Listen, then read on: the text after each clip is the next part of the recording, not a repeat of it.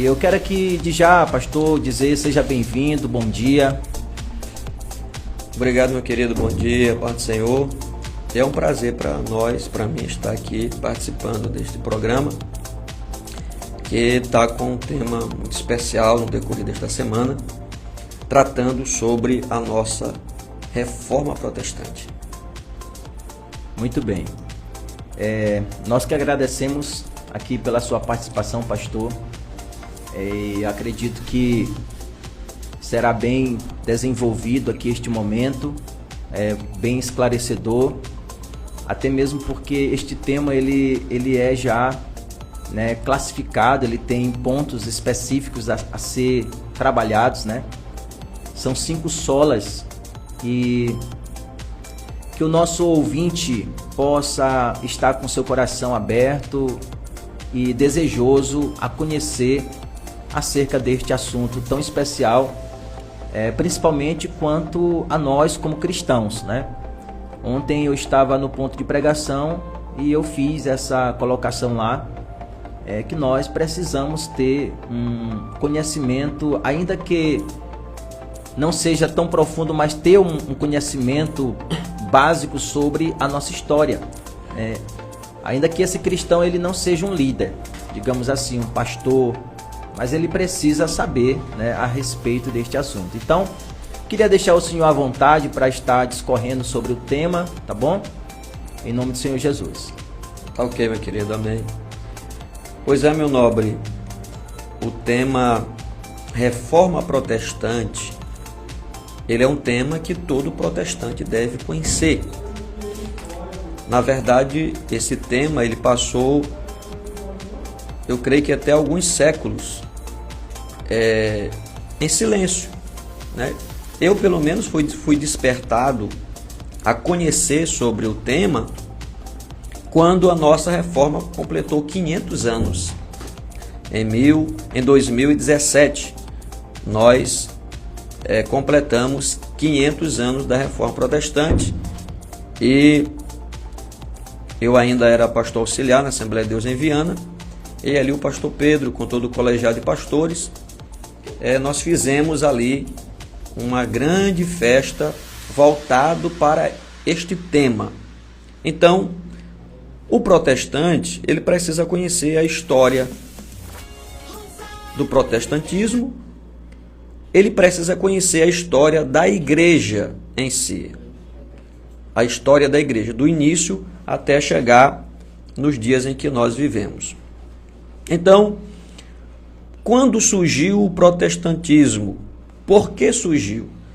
Na verdade, o nome protestante ele é um tipo de apelido, né? Não foi um nome dado como algo honroso, mas porque tanto os pré-reformadores como os reformadores, eles protestaram, e protestaram dentro das Sagradas Escrituras. É bem aí que vai surgir as 5 solas, porque o protesto não foi um protesto como é comum se ver hoje, né? Um protesto político, um protesto de uma comunidade, de um município, que vão para as ruas e levantam bandeiras. Não, o protesto da Reforma Protestante foi um protesto bíblico.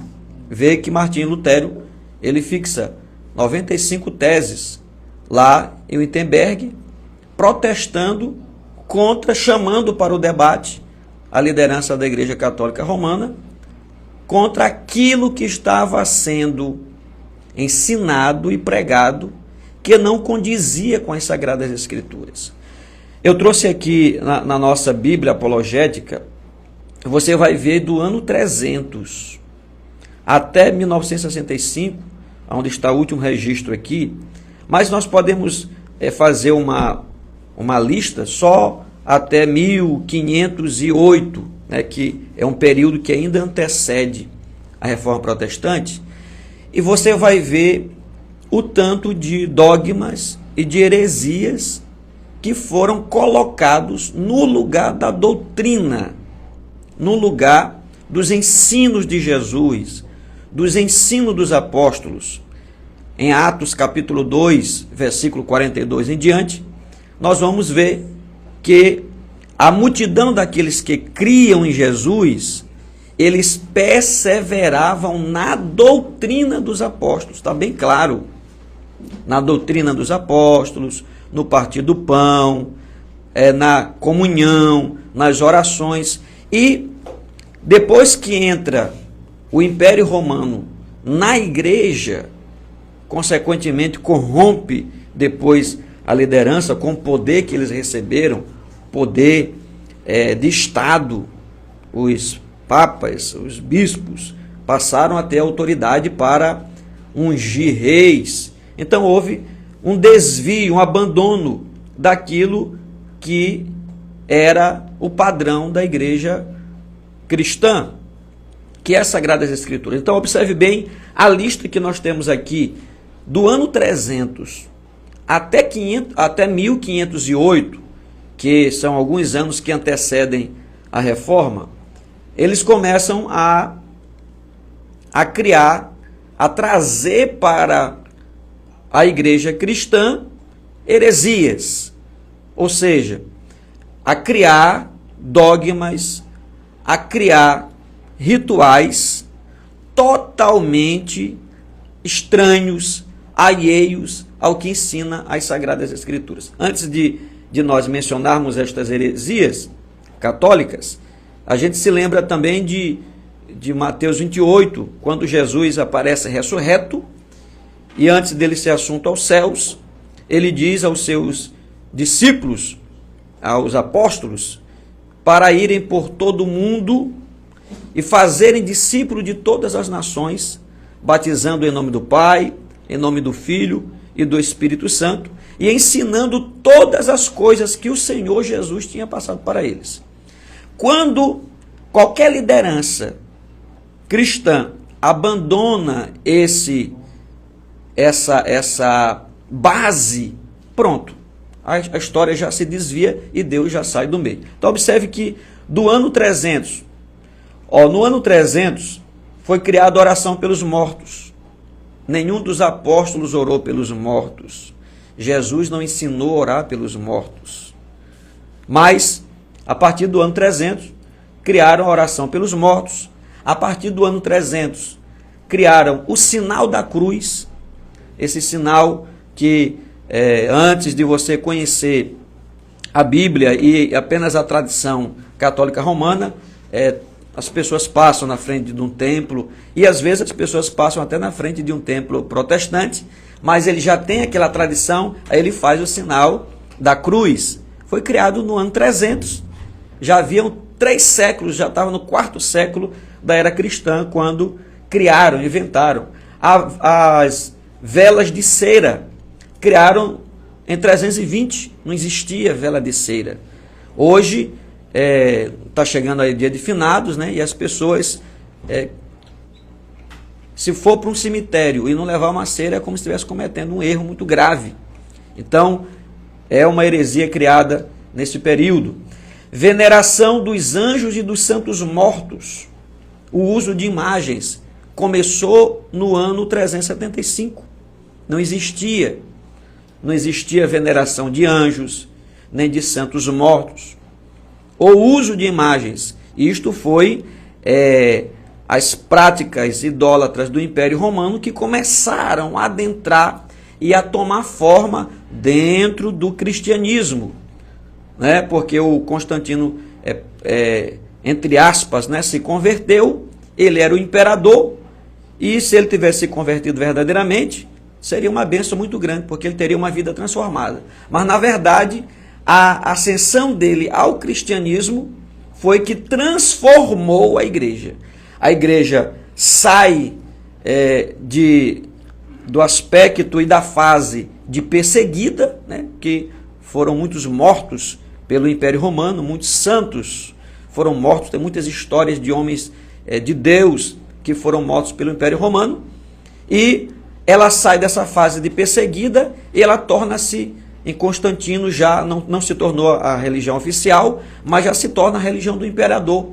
Então, aqueles romanos, eles jamais iriam ficar contra a religião do imperador. Então, eles fazem uma falsa conversão e eles não deixam de cultuar os seus deuses e ficam ali naquele cristianismo nominal.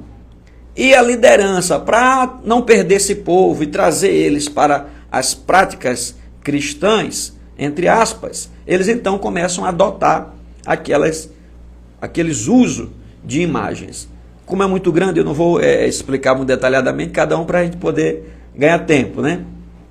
Então, missa como celebração diária começa em 394. Meu nobre, esses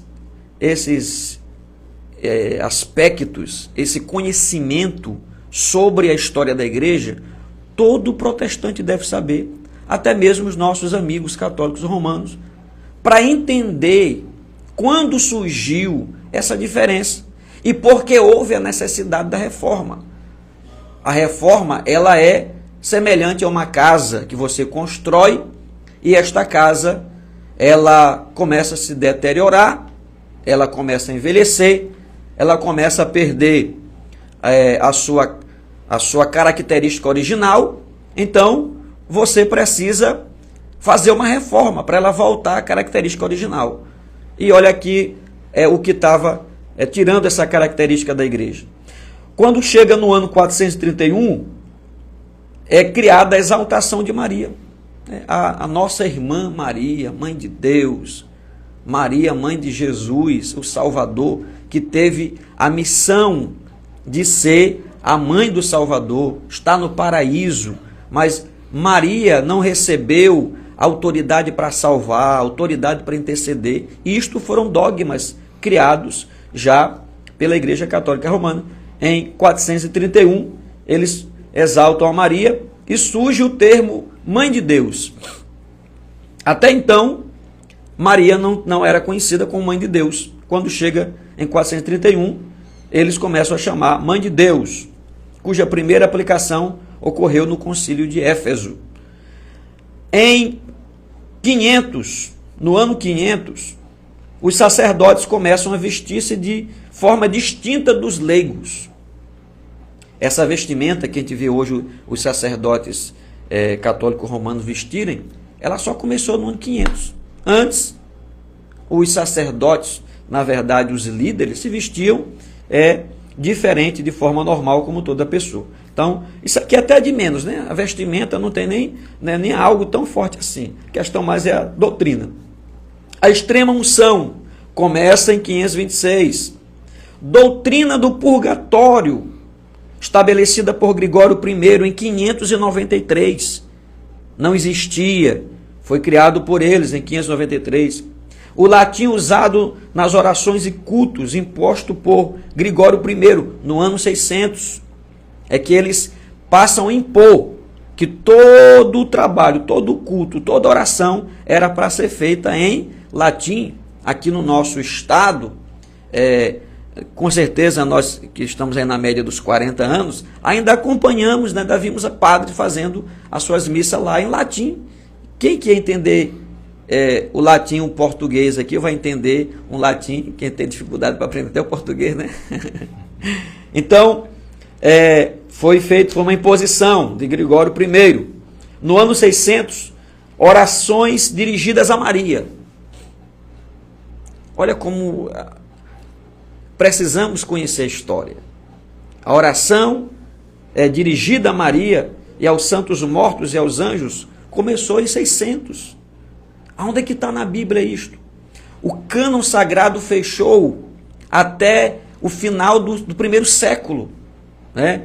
O Apocalipse foi ali concluído, foi revelado já no final do século 90, 94, e ali fecha o cânon sagrado, todo o conhecimento, todas as doutrinas, todo o aparato, o esboço do cristianismo, Deus revela ali nos evangelhos, nas cartas pastorais, nas cartas doutrinárias, e fechou. Mas quando o homem, o líder, que pode acontecer hoje mesmo, dentro da Reforma Protestante, e tem acontecido, né?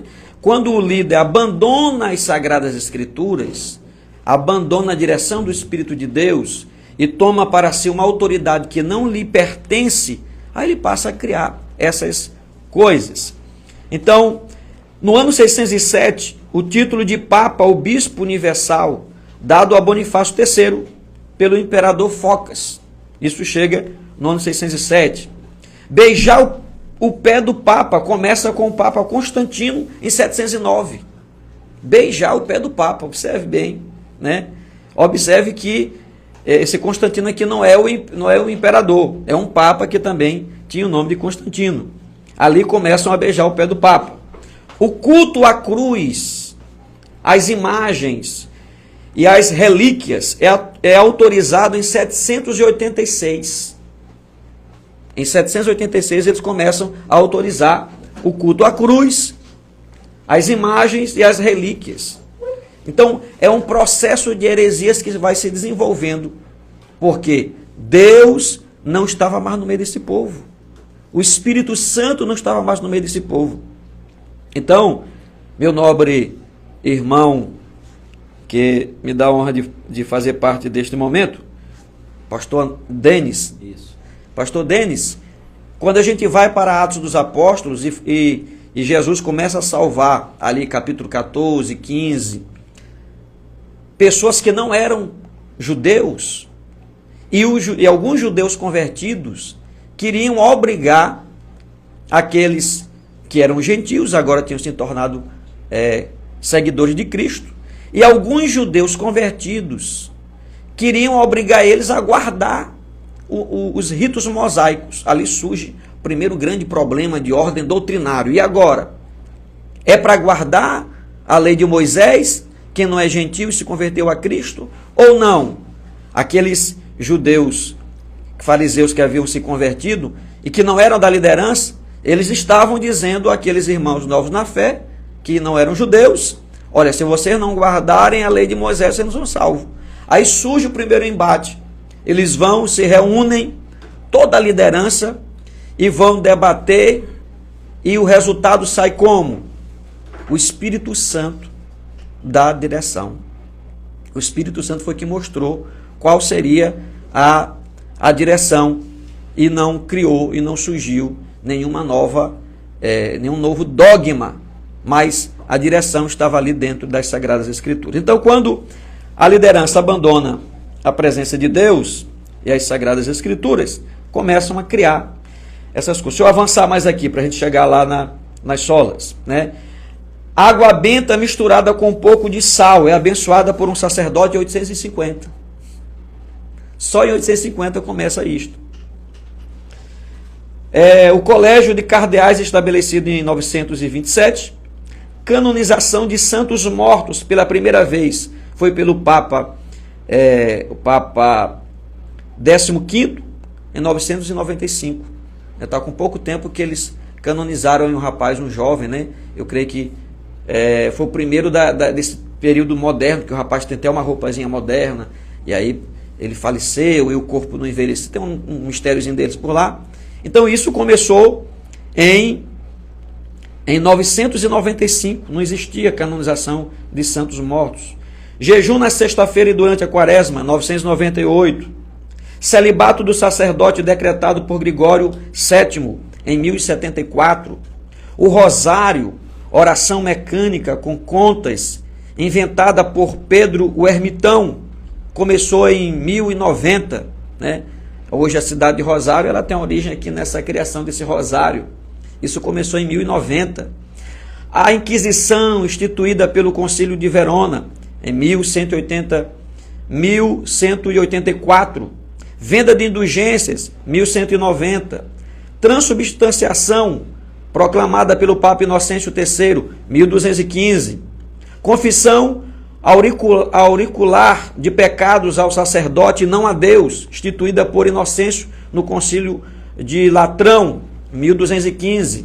Até então, a confissão era feita a Deus, depois eles criam, não, para o teu pecado ser perdoado, tu tem que confessar ali ao padre, ao Papa, e ao padre, aos líderes, para poder teu pecado ser perdoado.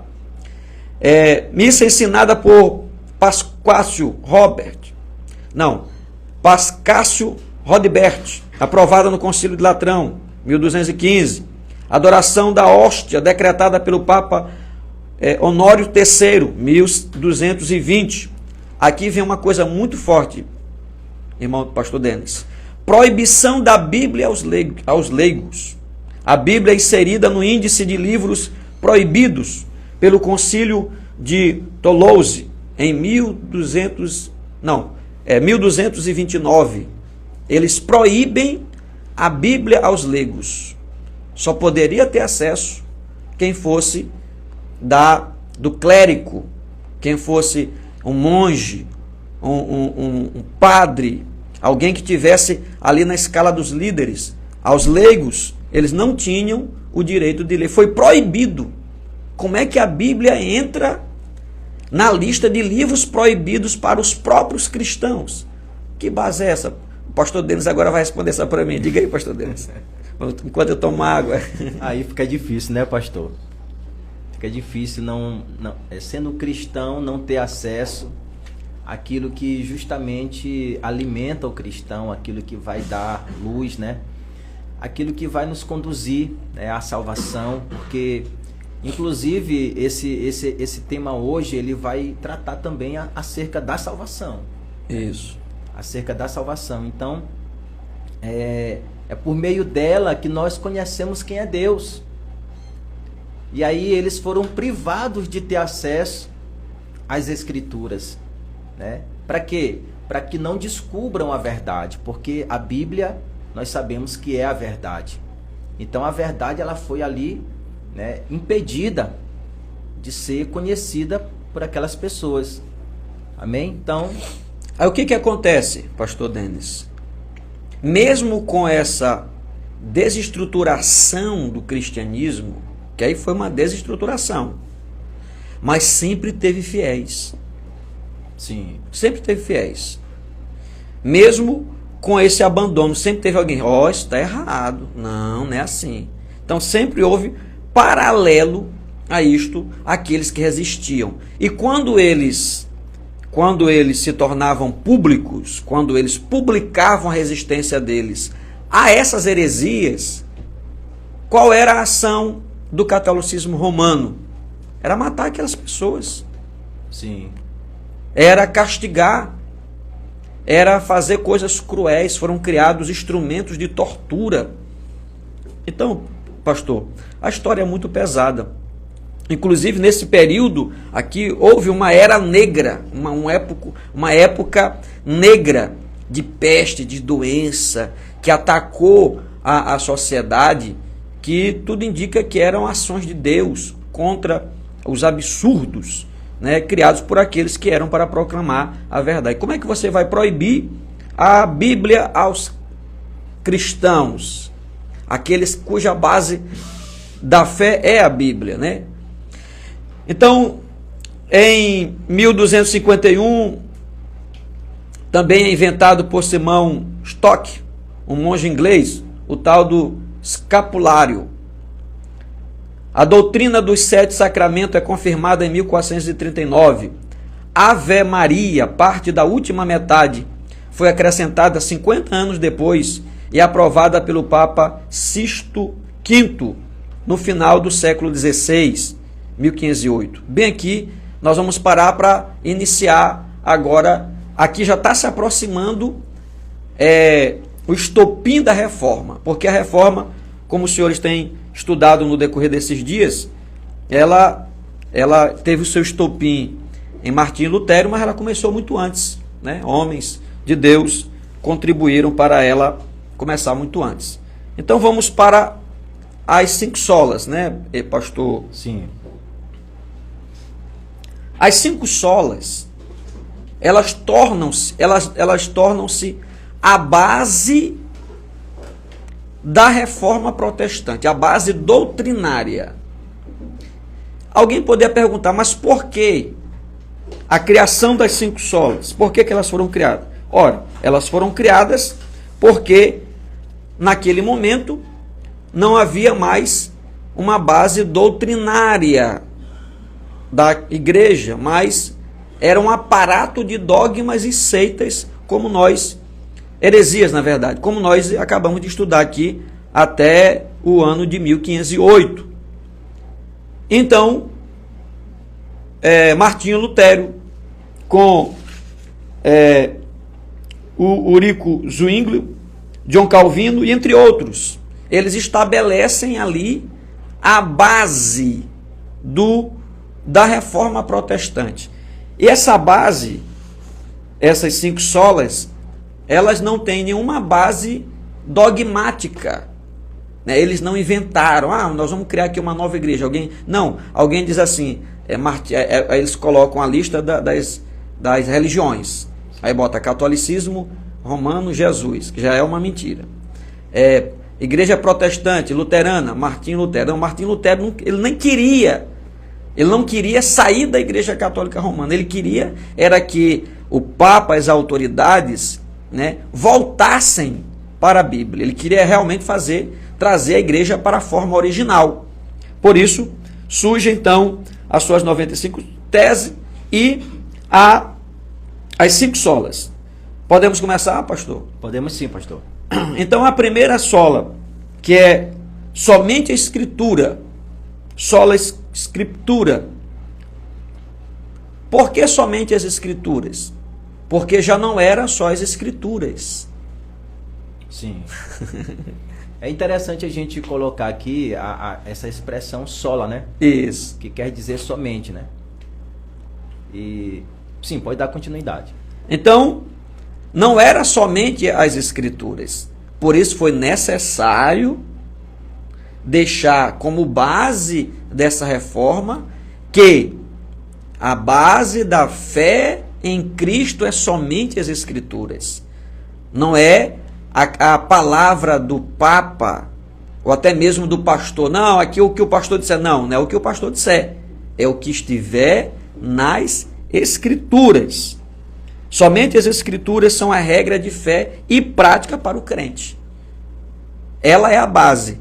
Aí a gente vai para os muitos textos lindos, né? A gente pode começar por Salmos, né? Lâmpada para os meus pés é a tua palavra e luz para o meu caminho. Olha que coisa linda, né? Isso. A gente pode ir para Hebreus, que vai dizer que a palavra de Deus é viva e eficaz, mais penetrante do que qualquer espada de 2 gumes. Ela separa a alma de espírito, junta de medula e é apta para discernir a intenção do coração do homem. A gente pode ir para Timóteo, quando Paulo disse para ele que as Escrituras são inspiradas, são proveitosas para ensinar, para redarguir, para corrigir, para instruir o homem de Deus, para que o homem de Deus seja preparado para toda boa obra. E aí vai. Por que abandonar esta Escritura? Por isso foi empregado somente a Escritura. Romanos 10:17, né, pastor? Que vai dizer que é pela fé, né, que ouvir a palavra de Deus, né? A fé vem pelo ouvir e ouvir a palavra de Deus. Então, uma pessoa ela só pode ser ativada em sua fé por meio das Escrituras, né? Por meio de ouvir a palavra de Deus. Então, à medida que ela tem conhecimento sobre a palavra de Deus, a fé dela vai sendo ali ativada, vai crescendo, certo? Então, mais um texto importante para nós, né? O crer vem pelo ouvir e pelo ouvir a palavra de Deus. A graça, sola gratia, somente a graça, porque pela graça sois salvos. Por que veio essa segunda sola? Porque não há outro meio de salvação. Pela graça sois salvos, e isto não vem de vós, mas é dom de Deus. Está em Efésios. Em Hebreus está escrito, em Tito, porque a graça de Deus se há manifestado, trazendo salvação a todos os homens. Então, é a graça de Deus. E o que estava acontecendo naquela época era perdão sendo vendido por troca de moeda para a construção da Basílica de São Pedro, lá em Roma. Um teólogo católico romano andava lá pela Europa vendendo indulgências. A que ponto chegou, né? O camarada adulterava, prostituía, roubava ou até matava. Aí ele queria o perdão de Deus. A igreja, ou melhor, aqueles que representavam a igreja diziam, não, você dá uma oferta aqui para a basílica, que o teu pecado, na hora que a moeda cair no fundo do gasofilácio ou da salva, o teu pecado já está perdoado. Que absurdo! Que absurdo! É tão importante se estudar a história para você entender o que é a igreja primitiva, o que é os primeiros séculos da igreja sob perseguição, quantos foram mortos por defender esta fé, e você entender o período negro, né, que passou mais de milênio, período negro em que entra as heresias, a ponto da liderança da igreja naquela época está vendendo o perdão que foi adquirido pelo sangue de Jesus vertido na cruz do Calvário. Isto é uma blasfêmia contra o sacrifício de Jesus. E hoje, lamentavelmente, né, mesmo dentro do protestantismo, tem aí também os vendedores de milagre, né, os falsários, que Paulo escreve a Timóteo, que eles sugeriam, né, os enganadores, falsários, falsos profetas, falsos pastores, que também fazem isto hoje. Então, sim senhor, fica à vontade. Quanto a essa questão da graça, pastor, a gente vê que, eu falei agora há pouco que esse assunto ele vai abordar a questão da salvação. Então, a graça, somente a graça, a gente observa que é o que nos leva à salvação, né? Então, existem pessoas que acreditam que vão ser salvas pelas suas obras, né? Porque são pessoas boas, porque não matam, porque não roubam, porque ajuda o necessitado, faz caridades, né? E aí eles acreditam que por fazer obras como estas, elas vão ser salvas por isto, né? Mas aqui a gente vê que a graça, ela é um presente de Deus, né? Então um presente como um presente de Deus, ainda que não sendo nós merecedores, mas ela é um presente de Deus, né? Ela é oferecida a nós por meio de Cristo, né? Então essa graça, ela vem da parte de Deus, e nós só poderemos alcançar a salvação, a vida eterna, por meio desta graça, né? Então por isso somente a graça. E ali eles estavam colocando situações totalmente distorcidas, fazendo com que as pessoas acreditassem que a salvação viria por meio daqueles atos. Mas aqui a gente pode ver, por isso foi necessário, né, se colocar esta sola gratia, né, somente a graça. Amém. Pois é, e a graça é um dom imerecido. Isso. Então ninguém pode conquistar ela por mérito próprio. Não, nós não merecemos. Pela graça sois salvos. É um dom imerecido. Nós não merecemos. E como o senhor bem falou, então você pode ser bonzinho como for. Bora dar um exemplo aqui da Bíblia. Um exemplo clássico da Bíblia de uma pessoa boa e que orava a Deus, mas não conhecia Jesus ainda. Cornélio. Era um centurião, não era judeu. E Cornélio era um homem bom. E era um homem piedoso. Sim. E ele orava, mas ele não conhecia Jesus. As ações dele agradavam a Deus? Agradavam. Davam salvação para ele? Não dava salvação para ele. Porque só Jesus é o caminho, a verdade e a vida. Aí Deus envia um anjo para falar com ele, para parabenizar ele pelas atitudes dele, e diz: falta uma coisa para ti. Tu vai mandar chamar a Simão Pedro, que está lá em Jope, na casa de um Simão curtidor. Ele vai te dizer o que tu deves fazer. Ele não conhecia a graça. Pedro vem, ele reúne a família e os amigos. O apóstolo Pedro prega o evangelho para ele. Na metade da mensagem, todos eles são cheios do Espírito Santo. Glória a Deus. Todos eles são cheios do Espírito Santo. Por quê? Ele faltava conhecer a graça. Então, somente a graça, somente a graça. É a única causa eficiente da salvação, é a graça. Ninguém pode ser salvo por mérito próprio, por obra, sacrifício, penitências ou compra de indulgência. Sim. Eu vou fazer uma penitência aqui que Deus vai... Não. Então, indo para a terceira, eu estou vendo que nosso horário aí já está passando, né?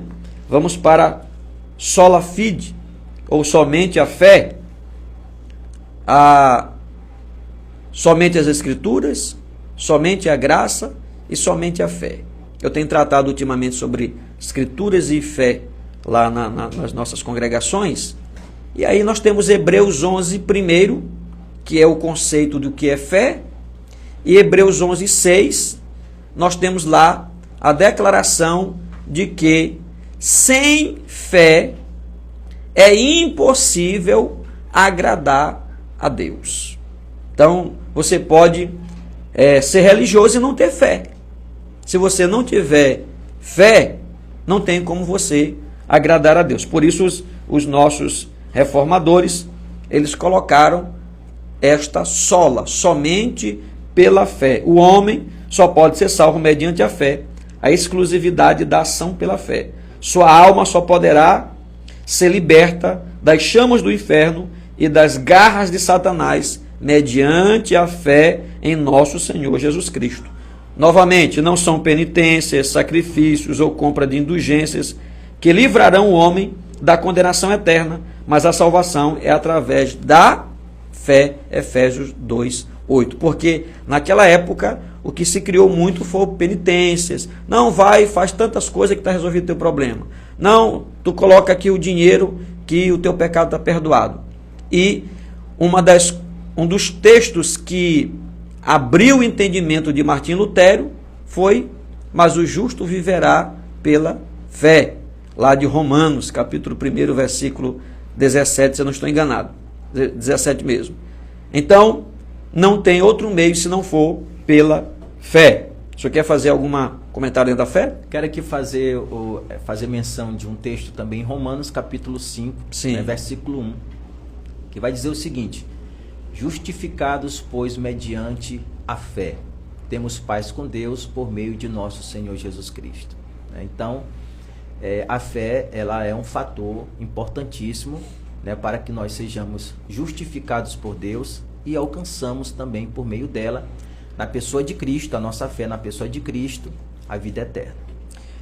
No ministério de Jesus, quantas pessoas foram curadas por meio da fé? Uma mulher tocou nas orlas das suas vestes, ele sentiu que saiu o poder dele, procurou quem tinha tocado, e foi aquela mulher que tocou com fé. O cego de Jericó: o que tu queres que eu te faça? Senhor, eu quero ver, vai a tua fé. Muitas pessoas foram curadas pela fé, e outros que eram líderes na época,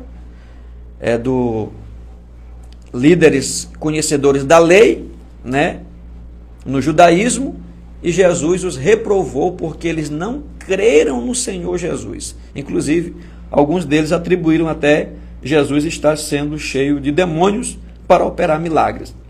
Então a fé é indispensável. E também a quarta sola, solus Christus, somente Cristo. Pelas heresias que nós já lemos aqui, nós observamos o tanto de coisa que foi aparelhado para o cristianismo. Nem se vê falar em Cristo, né?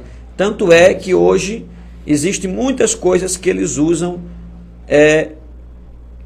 como fé para receber um milagre, nome de homens, de mulheres, e deixam Cristo de lado.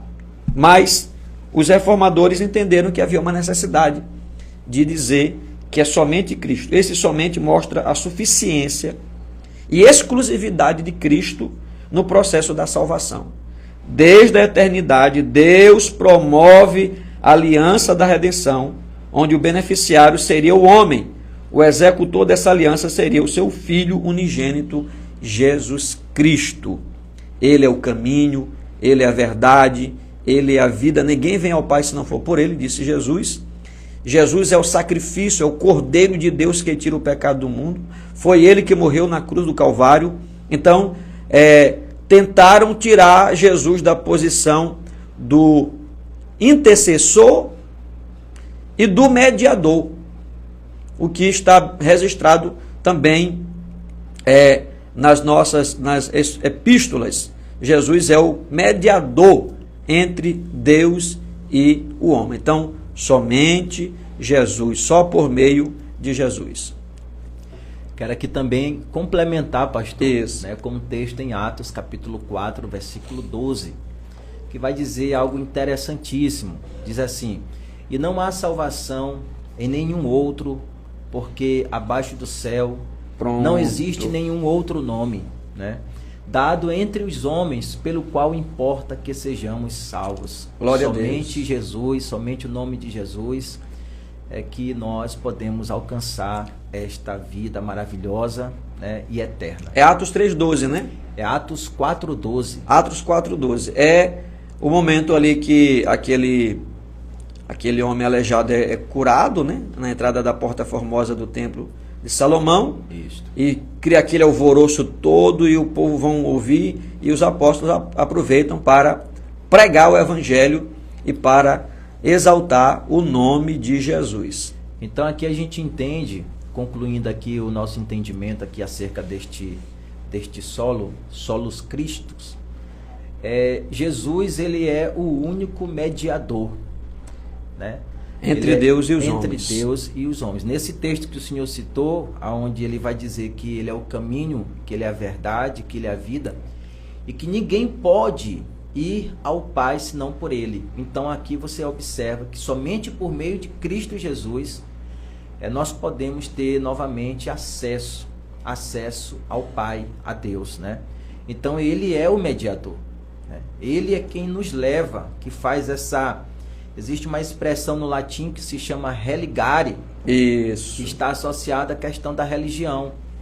Então, existem diversas religiões, mas existe a religião verdadeira que de fato faz essa reconexão, ou seja, nós somos religados a Deus por meio da pessoa do Senhor Jesus. Amém?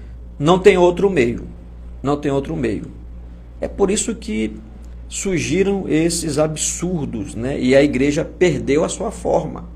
Aí Deus levanta Jerônimo Savonarola, John Hus e muitos outros. A gente observa, pastor, meu Deus, esses homens foram queimados, foram mortos. Por que eles foram mortos? Porque eles elencaram o que está nas Escrituras e reprovaram dogmas criados por homens. E os homens disseram, não, ou você nega isso que você está pregando, ou então você é um herege. E o herege é morto. E eles mataram aqueles homens, porque aqueles homens viram que a igreja naquele momento não estava mais sendo guiada pelas Sagradas Escrituras. Nós vamos ver aqui mais tarde que a igreja, nas heresias católica romana, ela não é mais a primeira autoridade. Olha que absurdo. Lá no catolicismo romano, a Bíblia não é mais a primeira autoridade. A autoridade primeira é o Papa. O que ele diz é que vale. Aí eles dizem assim, que a Bíblia surgiu por causa da igreja e não a igreja por causa da Bíblia. Então é uma distorção absurda e lamentável. E pastor, dentre um destes homens que foi morto por tentar se levantar contra, já posso dizer, aquele sistema religioso da época, ele fez uma profecia. Ele lançou uma profecia apontando justamente Lutero. John Hus. Isso, ele se considerou como um ganso. Um ganso. E ele disse, olha, vocês podem matar a mim que sou um ganso, mas virá um que é como uma águia. E aí, 100 anos depois, aparece Martinho Lutero. E eles não conseguiram matar. Deus preparou um ambiente político, econômico e religioso na época de Martinho Lutero. Deus foi que preparou, senão eles teriam matado também Martinho Lutero. Então já havia ali, o poder deles estava minado. Isso. Estava um absurdo. Houve tentativas, porém não teve sucesso. Isso. O império do catolicismo romano estava muito grande. cristãos sofrendo pobreza e a igreja com um império de riqueza enorme, né? E isso já estava passando do limite. Em outras questões econômicas também, que contribuiu para líderes daquela época darem ouvidos àquilo que Martinho Lutero estava dizendo. E para concluir, né, a última sola é o Sole Deo Gloria. Glória somente a Deus. E é um dos absurdos, né, que nós estudamos aqui, quando o pé do Papa, em 709, começou a ser beijado, né, beijar o pé do Papa. Eles começaram a dar uma atenção para os seus líderes que estava beirando a veneração, a adoração. E se nós formos entrar na história dos papas, você vai ver tanto absurdo. Tem um papa da família Borgia, que a história tem até um filme contando lá, inclusive suspeita do camarada viver com a própria filha, e tinha o nome de papa. Tem um que foi desenterrado para depois os ossos dele ser condenado. É um absurdo. Tem um que pariu, teve um filho, que na verdade era uma mulher. Então tem coisas absurdas. E aquele povo era venerado, quase como um deus, a autoridade que estavam dando para eles.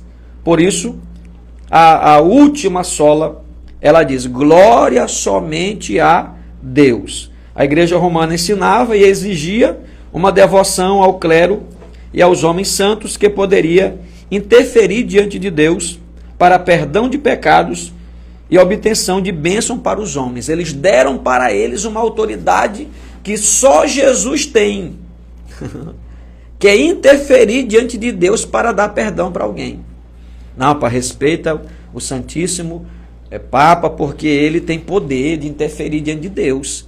Então havia um misticismo ali que o povo tinha que ficar preocupado em não desagradar, porque aquela autoridade papal poderia interferir diante de Deus para a obtenção de perdão de pecados. Por isso que a bula deles, né, a dieta, qualquer ordem que eles davam, era lei. Porque quem foi que deu? Foi o Santíssimo Padre. É a autoridade máxima. Ele intervém diante de Deus. Se ele decidir, Deus diz amém lá no céu. Quando se estava na presença do Papa e dos cardeais, a reverência deveria ser tamanha, beirando as raias de adoração, onde se demonstraria uma total submissão a estes. Então, os detalhes da história, narra a história que o próprio Martinho Lutero, quando esteve ali em Roma, que ele viu tanta coisa, e aqueles pré-reformadores, coisas absurdas praticadas que não tinha nada a ver com o cristianismo, e aquilo mexia com eles, e eles foram inspirados por Deus. Hoje, pastor, a reforma protestante, ela está totalmente, ela está 100% ok? Tá não. Mas, desde os primórdios da igreja, Deus já usava os apóstolos para dizer que surgiriam falsos profetas, falsos doutores. Na época do primeiro século, teve muitos que abandonaram a fé.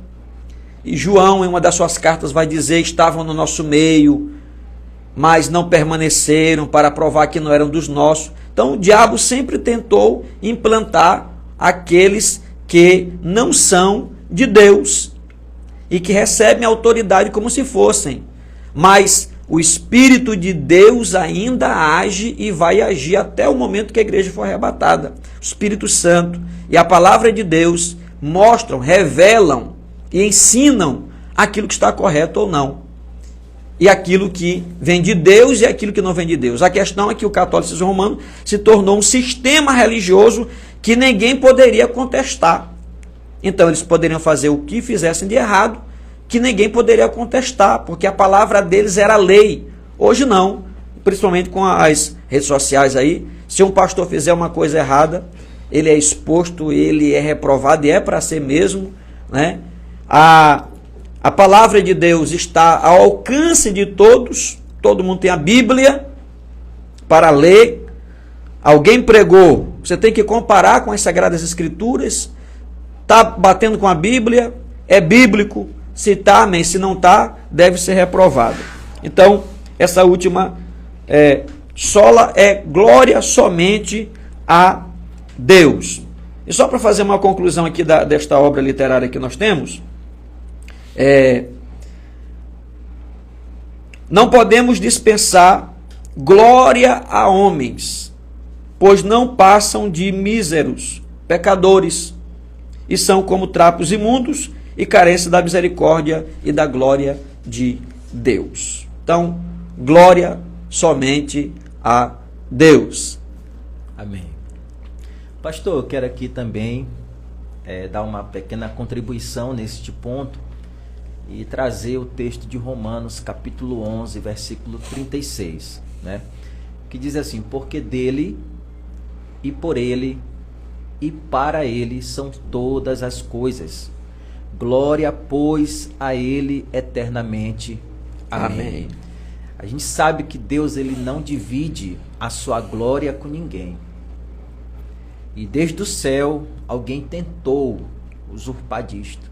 Alguém tentou se valer, né, e se colocar acima de Deus ou como Deus. E foi expulso, né? E hoje ele tenta agir, atuar no meio cristão também, na sociedade. Nem se fala. Homens com presunções, homens soberbos, homens que querem se vangloriar, se gloriar.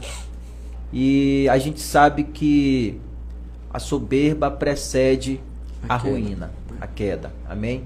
Então que a gente possa sim entender isto, certo? E foi apresentado no decorrer desse contexto todo, como o senhor falou a respeito de imagens que foram levantadas, né? Ou seja, tirando a glória de Deus e atribuindo a situações que estão totalmente contrárias às Escrituras, né? Então esses pilares, como nós vemos aqui, né? Sola gratia, sola Christus, somente Cristo, somente a graça, somente a fé, somente a glória a Deus, né? Somente as Escrituras. Então são pilares fundamentais para a vida de todo cristão, que ele possa ter todos esses requisitos, né, como a sua base de fé, né, de vida na sua caminhada com Deus. Amém? Pastor, nós estamos chegando aqui no final. Eu queria aqui novamente repassar a palavra ao Senhor, para que o Senhor estivesse deixando as suas considerações finais aqui. Foi um momento para mim muito importante, muito especial, a sua participação aqui. Eu quero louvar a Deus pela sua vida e também agradecer que Deus esteja retribuindo, né, de uma forma grandiosa sobre a sua vida, sobre o seu ministério, sobre a sua família, enfim, tudo aquilo que o Senhor confiou em suas mãos. Amém? Amém, meu nobre pastor. Prazer estar aqui com o senhor, com toda a equipe aqui que está nos bastidores. E eu quero deixar uma palavra para todos que nos ouvem nesta oportunidade. Jesus disse para os seus discípulos, lá quando Pedro é cheio do Espírito Santo, e Jesus pergunta: e vocês, quem dizem que eu sou? E Deus enche Pedro do Espírito Santo e ele diz: tu és o Cristo, Filho do Deus vivo. E Jesus diz: bem-aventurado és tu, Simão Barjona, não foi carne nem sangue que tu revelou, mas o meu Pai que está no céu. E eu te digo que tu és Pedro. É bem aí que entra uma interpretação errônea. E sobre esta pedra, ora, Pedro era apenas uma pedra pequena. Pedro, que mais tarde nega Jesus 3 vezes, nunca teria condições dele ser a base, a pedra. Mas a pedra angular A pedra que foi rejeitada pelos construtores era Cristo. E ele diz: sobre esta pedra, que era ele, Jesus, edificarei a minha igreja, e as portas do inferno não prevalecerão contra ela. Então nós só estamos aqui hoje, o Brasil hoje um dos maiores países protestantes, porque as portas do inferno não prevaleceram contra a igreja. Glória a Deus. O Império Romano, quanto mais matava seguidores de Cristo, mais se convertiam. E naquela época, ninguém se convertia porque era bonito, como tem hoje até famosos dizem que são convertidos a Cristo. Naquela época, quem se convertia a Cristo sabia que estava entregando sua vida ao perigo da morte iminente.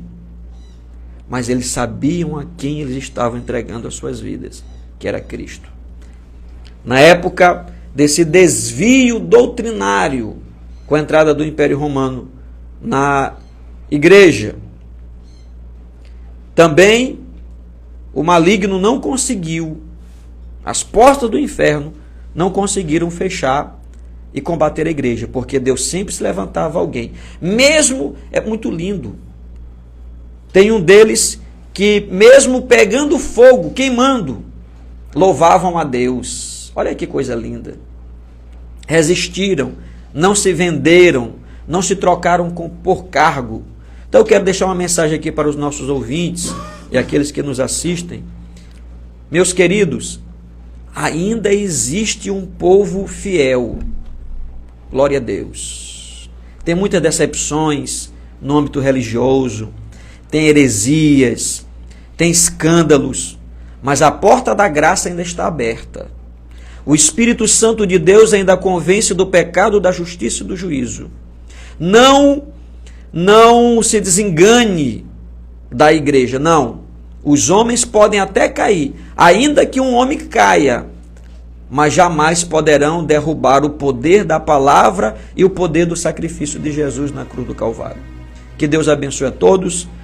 Ao nobre apóstolo João Batista, que nos convidou aqui para esse momento, ao pastor Denis, a toda a equipe, a todos, muito obrigado. Deus continue abençoando a todos. Amém. Glória a Deus. Queremos aqui agradecer pela sua audiência, meu querido ouvinte, o carinho da sua audiência, e queremos dizer que você esteja sendo aqui, desejar as bênçãos do Senhor sobre a sua vida. Estamos aqui encerrando este momento especial e a Deus, como foi dito, a Deus toda a glória, a Deus toda a honra e a Deus todo o louvor para todo sempre. Fique na paz do Senhor Jesus Cristo, que Deus abençoe em nome do Senhor Jesus. Amém? Tchau, tchau, até a próxima.